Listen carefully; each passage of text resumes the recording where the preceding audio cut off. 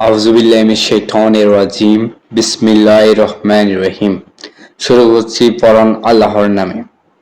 আজকে আমার বক্তব্যের বিষয় হচ্ছে দ্বিতীয় মুক্তিযুদ্ধ। আজ আমরা এক ঐতিহাসিক মুহূর্তে দাঁড়িয়ে আছি। স্বাধীনতার 50 বছর পর আমরা আবার একটি নতুন যুদ্ধের সম্মুখীন হয়েছি, যার নাম দ্বিতীয় মুক্তিযুদ্ধ। তবে এবার যুদ্ধে অস্ত্রে নয়, এই যুদ্ধ দারিদ্র্য, দুর্নীতি, বৈষম্য এবং অসততার বিরুদ্ধে।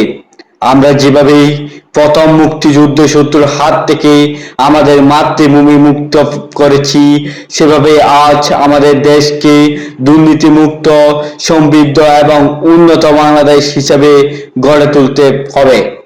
এই যুদ্ধের সৈনিক হলেন আমাদের দেশের যুব সমাজ, যার শিক্ষা, কর্মসংস্থান এবং প্রযুক্তি উন্নতির মাধ্যমে জাতিকে এগিয়ে নিয়ে যাবে। আমরা জানি, মুক্তিযুদ্ধের চেতনা শুধু একটি ভূখণ্ডের মুক্তিযুদ্ধের জন্য নয়, এটি ছিল মানুষের অধিকারের সংগ্রাম। আজও সেই চেতনা আমাদের পথ প্রদর্শন হয়ে আছে। আমরা স্বপ্ন দেখি একটি সোনার বাংলার, যেখানে প্রতিটি নাগরিক সমান সুযোগ পাবে, যেখানে শিক্ষা ও স্বাস্থ্যসেবা সবার জন্য সহলভ্য হবে এবং সেখানে স্বাধীনতার প্রকৃত অর্থ প্রতিটি মানুষের জীবনে প্রতিফলিত হবে। আমরা সবাই মিলে সেই বাংলার গড়ার প্রতিজ্ঞা করি, যেখানে ন্যায় বিচার, সততা এবং সাম্য প্রতিষ্ঠা হবে।